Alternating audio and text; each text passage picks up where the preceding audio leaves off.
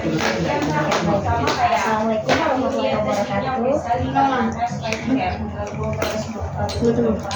Baik, bismillahirrahmanirrahim. Assalamualaikum warahmatullahi wabarakatuh. Warahmatullahi wabarakatuh. Pertama-tama seperti yang didahulu, saya Adita Salma Muiz yang insya Allah hari ini akan menjadi konselor ada tugas mendatang hari ini ya. Perkenalkan diri. Saya Syara Syahrir. Saya akan disapa Caca. Yang saya sukai. Saya saat ini berkuliah di Universitas Negeri Saya jadi konselor ini Mbak Caca. Kalau boleh tahu tadi perjalanannya ke sini bagaimana di kendala tak? Lancar sih, alhamdulillah, agak macet. Sudah mesti makan? Oh, belum? Iya, sama. Oke. Boleh bertanya apa keluhan tak mendukung datang ke saya? Mungkin ini sih, saya akhir-akhir ini mungkin merasa cemas karena memang baru patah hati. Terus dipenuhi sama ini tuh. Saya panggilnya apa Mbak? Mbak Ali kasih aja. Jadi Kenapa juga dapat? Cemas di cemas tak ini dalam hal apa? Keseluruhan setiap saat atau bagaimana? Saya juga belum tahu sih ini termasuk cemas atau bagaimana. Intinya saya itu dulu setiap hari pasti masih ya maaf Kak, saya itu setiap hari sedih, nangis, marah, susah jatuh. Saya itu merasa diri saya kurang ya. Setiap mungkin ada lawan jenis atau laki-laki yang mendekati saya merasa bahwa saya itu kurang, saya tidak pantas untuk siapapun. Itu kalau boleh tahu itu untuk di pertemanan kah, keluarga atau cuman di percintaan? Percintaan saja saya merasa kurang, saya merasa apa ya, tidak pantas lah dicintai. Oh, akibat traumanya tadi yang katanya baru putus cinta. Oke, kalau sekarang boleh tanya apakah Kak Caca ini sudah punya pasangan lagi atau belum? Belum, karena ya itu tadi setiap ada yang mendekati, setiap ada yang kayak mungkin mencari perhatian atau apa, saya merasa tidak percaya diri, saya merasa tidak pantas, saya merasa kalau saya itu tidak pantas loh untuk kamu cinta yang kayak baik kamu mencari orang lain daripada sama saya, karena saya banyak kurangnya. Saya selalu berpikir seperti itu dahulu sebelum melanjutkan hubungan selanjutnya. Kalau boleh tahu, apa sih yang bikin Caca ini berpikir, saya nggak pantas, saya merasa kurang apa? Apakah karena masalah percintaannya sebelumnya itu, mohon maaf, misalnya Kak Caca ini selingkuh atau bagaimana? Itu sih betul sekali. Jadi hubungan terakhir saya itu ya bisa dibilang cinta pertama saya ya. Itu awal pertama kali saya memulai hubungan, dan itu dari awal pacaran mungkin baru sekitar 2 bulan pacaran saya sudah diselingkuhi ya. Tapi dahulu itu kan saya pacaran sama dia ini hampir 3 tahun. Dari 3 tahun, dari SMP sampai mulai dari SMP kelas 3 sampai SMA kan. Selanjutnya apa ya, waktu awal pacaran saya kan baru merasakan pacaran, jadi mungkin tidak mengerti bahwa oh saya ini diselingkuhi. Jadi pandangannya itu kalau dia buat kan alasannya itu selalu ini teman saya. Bahkan dahulu ketika saya kayak misalnya kan dulu saya tuh nggak punya handphone ya, jadi apa tuh komunikasi dengan dia lewat handphone mama saya. Jadi kadang kalau waktunya untuk mama saya pergi keluar dan saya tidak bisa mendapatkan handphone, saya tuh dengan sukarela bilang gitu kayak, kamu cetannya sama sahabat kamu aja dulu karena saya dulu nggak ada kayak gitu. Jadi memang dari 2 bulan pertama pacaran itu sudah diselingkuhi, dan bisa dibilang mungkin hampir setiap bulan itu dia flirting sama cowok lain atau kayak suka pandang atau kayak nge-spam like atau komen-komen di Instagram cewek lain. Banyak hal yang dia lakukan. Maaf kalau boleh tanya, kenapa sih Mbak Caca di awal tadi itu kan katanya belum punya pada saat itu karena kalau dari saya memang pihak orang tua itu membolehkan pegang handphone saat ini masih kuliah ya. Jadi dari dulu betul-betul HP-nya itu HP communicator. Nah, itu yang saya pakai untuk telepon doang. Jadi kalau mau chat itu ada handphonenya mama dan ada lokasinya. Jadi dahulu itu saya fokus untuk pendidikan untuk belajar. Apa yang kakak Mbak Caca rasakan ini pada saat mengetahui bahwa sebenarnya Mbak Caca ini diselingkuhin gitu? Dan untuk langkah atau penanganan pertamanya itu Mbak Caca lakukan apa pertama kali tahu ini? Dulu kan pertama kali tahu itu waktu masih awal pacaran ya, Bulanan? 2 bulan pacaran. Itu saya taunya chatan. Jadi saya dapat di handphonenya chatnya dengan wanita lain. Terus wanita itu mengirim sebuah foto seksi. Terus saya tanya ini maksudnya apa? Katanya berteman kok, kayak chatnya seperti ini. Dia bilang kalau pokoknya banyak alasan lah yang dia keluarkan. Akhirnya ya saya percaya. Jadi pada saat pertama kali selingkuh itu saya percaya dengan kata-kata dia, karena kan itu pertama kali pacaran ya. Saya tidak ada gambaran lain bahwa ini tuh di selingkuh itu seperti ini. Kalau dalam hubungan itu tuh tidak boleh seperti ini. Saya tidak ada gambaran. Di keluarga saya pun tidak ada gambaran seperti itu ya, alhamdulillahnya. Jadi saya merasa di situ pertama kali, tapi saya apa ya, di perasaan saya waktu itu kaget iya, sedih iya awalnya, tapi pada saat dibujuk dan mantan saya itu menggunakan kata-kata manisnya lagi ya, saya kembali percaya. Dan selingkuhnya itu bisa dibilang hampir dalam 3 tahun ini ya, bukan cuma sekali, bukan cuma sekali, beberapa kali gitu. Bahkan bisa dibilang kalau bisa sebulan 2 bulan itu sekali ada kali ya, sampai di saya 3 tahun berpacaran. Baik, pertanyaan saya selanjutnya itu apa yang membuat Kak Caca ini bertahan sampai kok 3 tahun, beberapa kali selingkuh itu kan wah parah gitu kan? Apa yang membuat bertahan sampai akhirnya Mbak Caca ini memutuskan untuk sudah cut off misalnya, selesai misalnya? Sebenarnya yang buat bertahan itu yang pertama karena ini pacar pertama saya, jadi kayak apa ya, saya takut untuk memulai hubungan baru ya.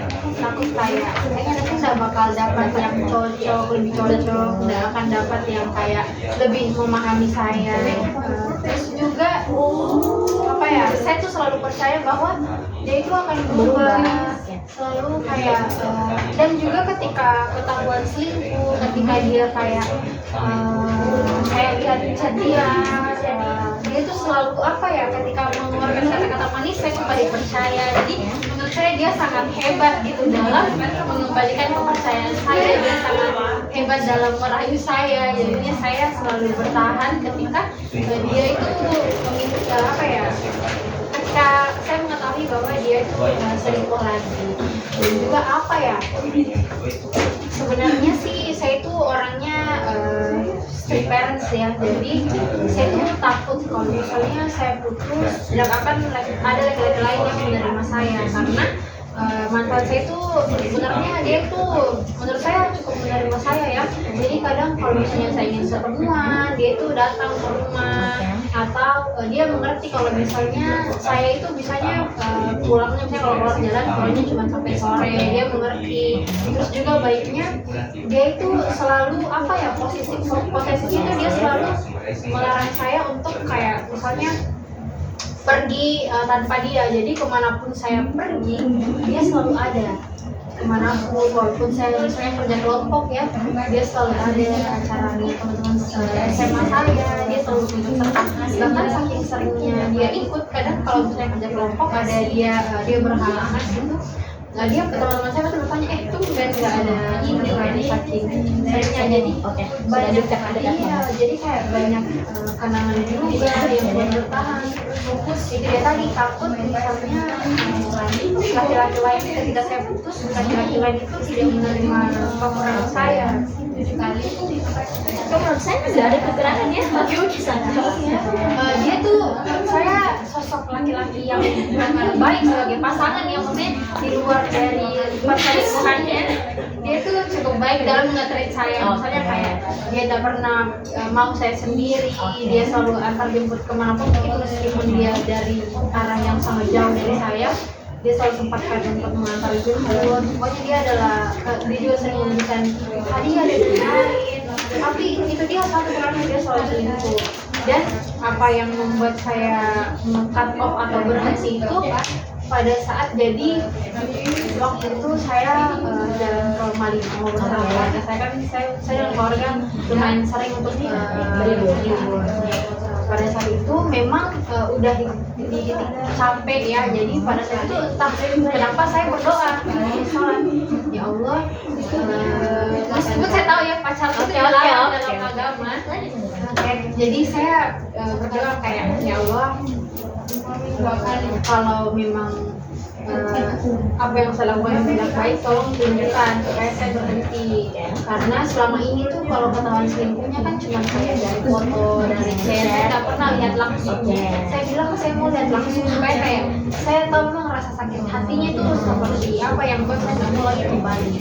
Nah, pada saat itu ke Malino, jadi dari pagi itu kemudian dia tidak aktif. Saya terus pada saat itu saya dengan keluarga saya tiba-tiba ke Malino juga, jadi tidak ada pembicaraan di kemarin-kemarinnya kalau saya akan ke sana. Paginya saya kabarin, siang saya mau ke Malino gitu. Saya tidak membalas, satu berarti ya tidak aktif sama sekali dari pagi. Akhirnya siangnya saya ke Malino deh, pas di jalan itu macet. Pas macet, saya lihat dia dari arah sana kan dia berpapasan. Saya lihat, tapi pintarnya dia tidak memakai motornya, dia memakai motor temannya. Tetapi yang saya ketahui itu dari bajunya.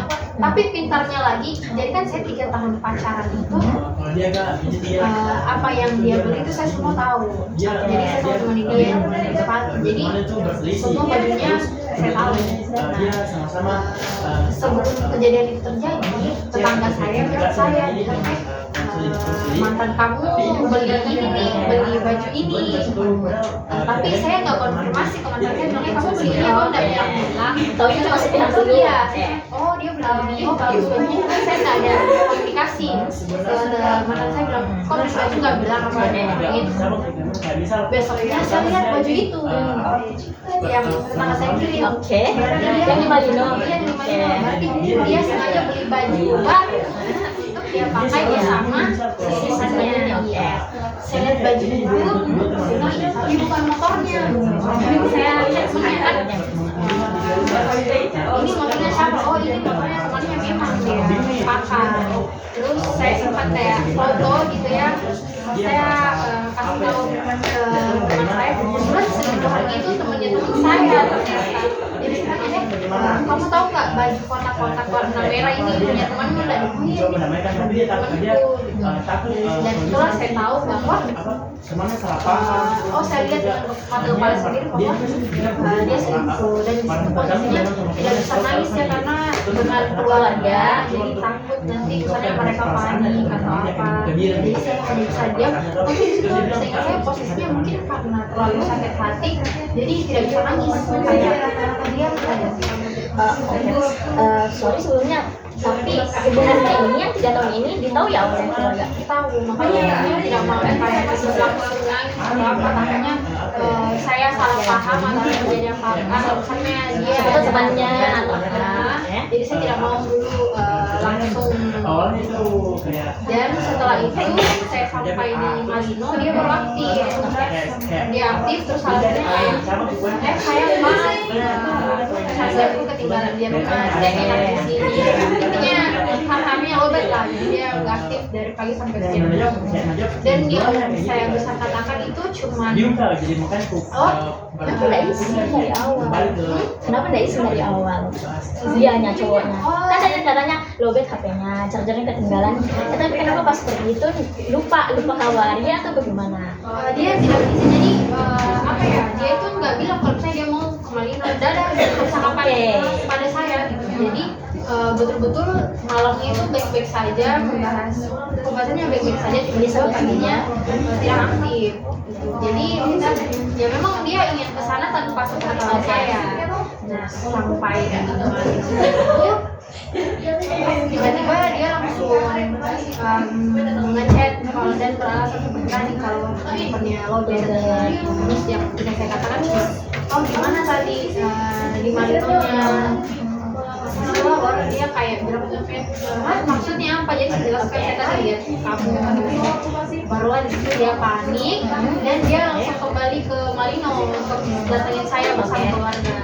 Hujan-hujan gitu, dia datang ke sini minta maaf. Barulah di situ dia jujur bahwa dia itu kesana memang berduaan.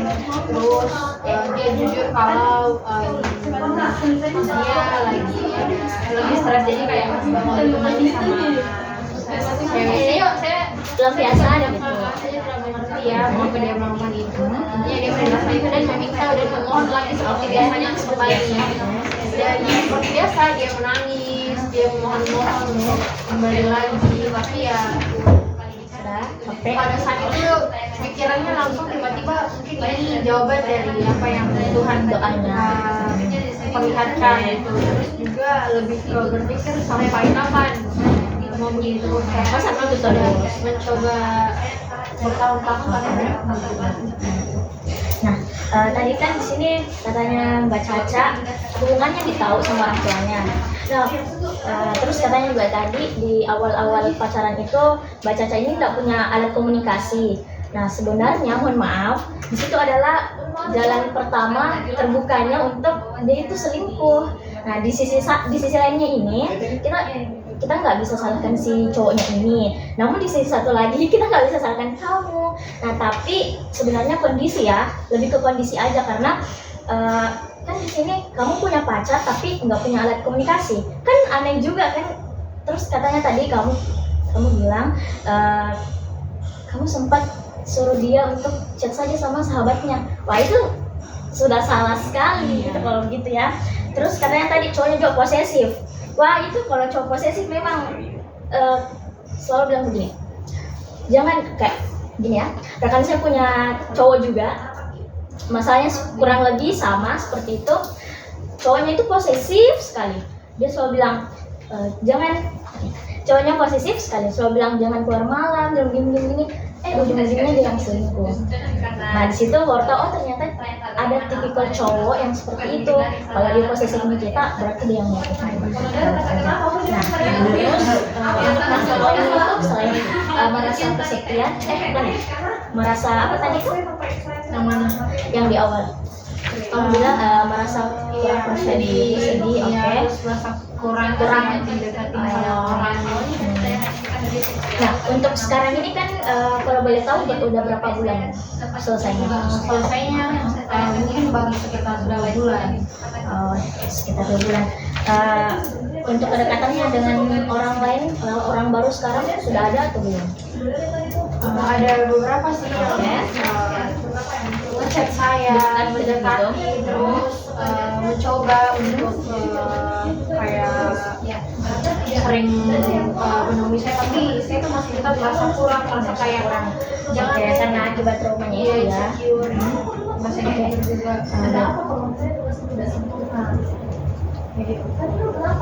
Nah, di saat seperti apa sih Mbak Caca ini merasa sangat-sangat kurang gitu? Ya di saat didekatin sama lawan jenis itu, sama laki-laki itu. Jadi di saat misalnya ada yang ngechat, saya tuh kadang suka tanya, kamu maunya apa? Kalau buat berteman, ya oke, ayo. Tapi kalau untuk ke arah yang lebih dari teman, mungkin hati saya belum siap gitu. Saya masih kayak merasa Belum siap, merasa kayak kurang, masih kayak berpikir takutnya kamu melakukan hal yang sama di masa lalu saya.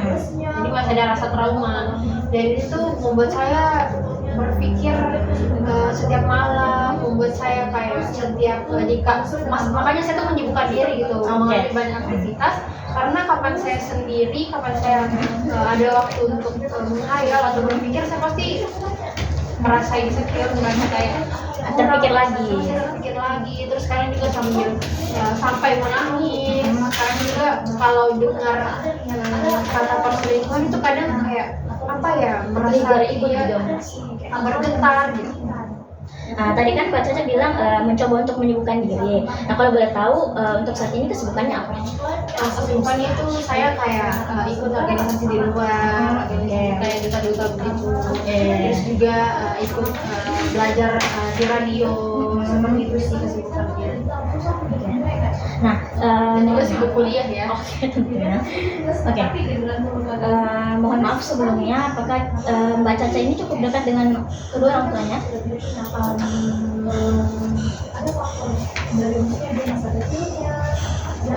Ibu aja deh, ibu aja. Ibu, kalau menurut saya apa ya, tidak terlalu dekat juga sih dengan ibu. Dia tuh selalu bercerita kepada saya perihal permasalahan itu. Tapi kalau saya ke dia itu karena apa ya? Karena pernah satu kali saya mencoba menceritakan tentang tentang permasalahan hidup saya, tetapi hanya menyalahkan gitu. Tidak mendengarkan atau apa gitu, hanya menyalahkan. Jadi saya apa ya, Merasa nggak usah deh. karena satu kali pernah begitu, jadi berarti selanjutnya ketika saya berbicara akan begini lagi, jadi tidak usah. Nah, terus untuk kalau misalnya Caca ini butuh cerita-cerita, itu larinya kemana? Boleh tahu? Pasangan sih, Pasangan. ke mantan. Jadi makanya kemarin itu sangat merasa kehilangan itu karena tidak ada teman cerita, karena menurut saya dia paling tahu saya. Kalau saya ada masalah, dia selalu jadi garda terdepan, selalu apa ya, menasihati saya, selalu ke saya. Kalau saya sedih, dia selalu memberikan hal-hal yang membuat senang gitu. Oke. Untuk sekarang Caca masih berkomunikasi dengan mantannya? Kalau saya butuh komunikasi, saya cuman kalau dari pihak dia masih mencoba. Cuman kalau saya udah untuk komunikasi. Caca ini punya saudara, kakak? Punya adik perempuan, bedanya 8 tahun. Kalau kakaknya cowok, cewek? Enggak ada. Saya yang pertama. Oke. Kalau misal tadi kan waktu jadi konseling yang bertanya apa inti permasalahanku, nah apa sih? Pertanyaan bukan Sejauh ini Mbak Caca ada pertanyaan lagi? Atau benar-benarnya yang mau dikeluarkan? Mungkin lebih ke ini sih Kak. Masih bingung kenapa masih merasa kurang dengan ketika dihadapkan dengan orang lain. Kalau saya ada orang lain datang yang kehidupan saya, kenapa saya selalu merasa kurang, saya selalu merasa kalau nanti tuh saya bakal diselingkuhin lagi. Jadi saya menjadi sosok yang overthinkingan gitu, menjadi sosok yang kayak apa-apa itu tidak mempercayai orang-orang sekitar saya, karena saya selalu merasa saya akan dikhianati. Dan juga jadinya takut untuk bercerita juga sama kayak apa ya, karena kan kemarin mantan saya itu tempat saya bercerita dan beliau jadinya tidak ada dia, itu jadinya menyimpan itu sendiri ya. Terus untuk sahabat atau teman dekat itu nggak ada ya? Atau ada, cuman saya tuh tipe kalau orang yang betul-betul apa ya, tidak suka menceritakan apa yang saya rasakan, kecuali memang itu ke pasangan saya, orang-orang betul-betul saya percaya ya, karena saya tuh orangnya suka ketika orang lain bercerita tentang saya, tapi saya tidak suka untuk bercerita pada orang, karena saya takut apa yang saya ceritakan itu akan membuat orang juga merasa sedih, terbebani juga ya, atau kasihan sama saya.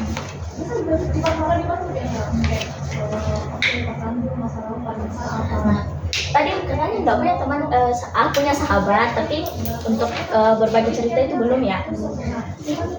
Karena kurang dipercaya gitu. Percaya sama sahabat. Kalaupun memang ada masalah yang mereka ingin tahu, itu mungkin di luar-luarnya saja, untuk spesifik enggak, karena ya itu saja. Saya takut mereka juga merasa Terbebani tadi ya? terbebani, merasa sedih juga atas apa yang akan saya ucapkan. Gimana perasaannya sekarang? Lega sih, ya, sudah cerita, karena ada banyak hal yang kayak dari dulu saya simpan dan saya keluarkan di sini ya, jadi mungkin lebih lega dan juga menjadi mengevaluasikan diri gitu, gimana sebaiknya apa yang bisa lakukan selanjutnya. Oke, terima kasih Kak Caca sudah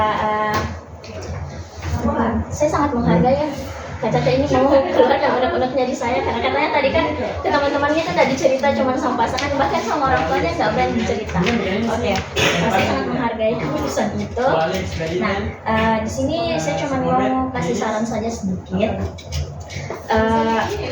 Kalau menurut saya Mbak Caca ini cantik ya, cantik sekali. Jadi sebaiknya nggak usah kayak merasa kurang. Tapi kalau misalnya saya bilang nggak usah merasa kurang itu pasti nggak adil karena namanya trauma kan kita nggak bisa langsung sembuh gitu saja kan.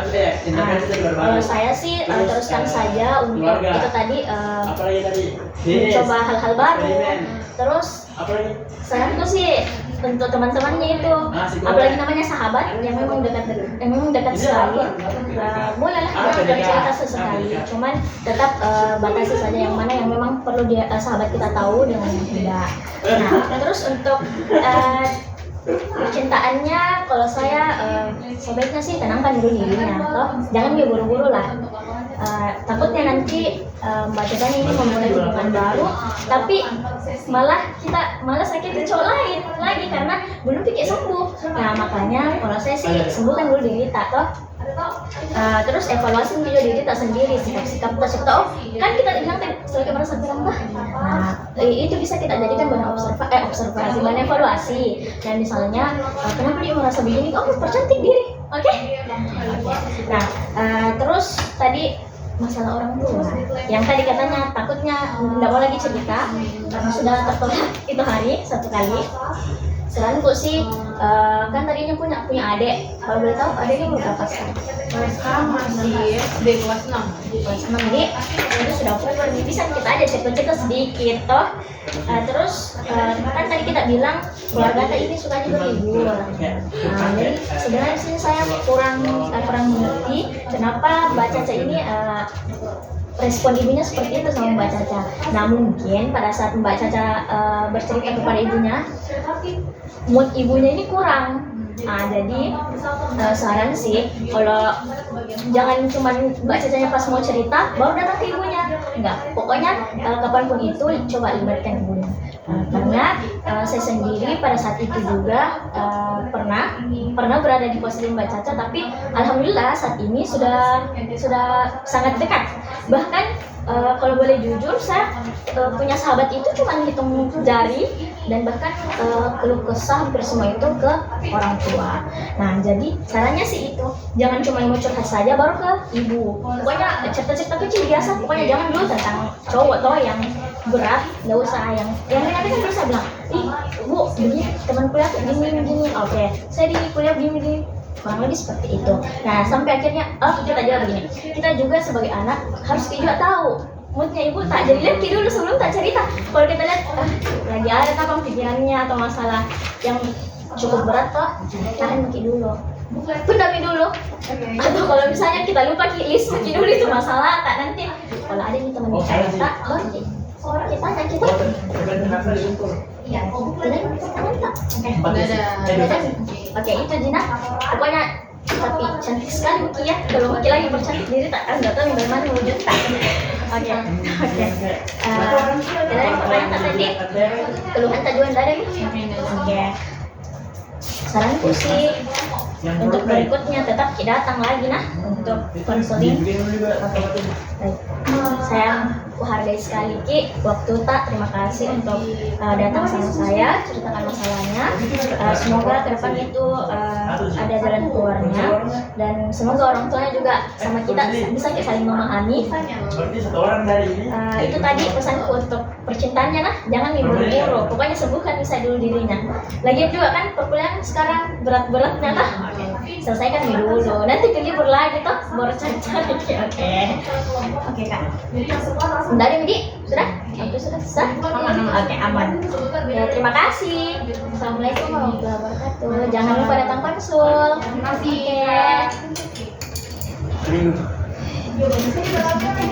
Oke.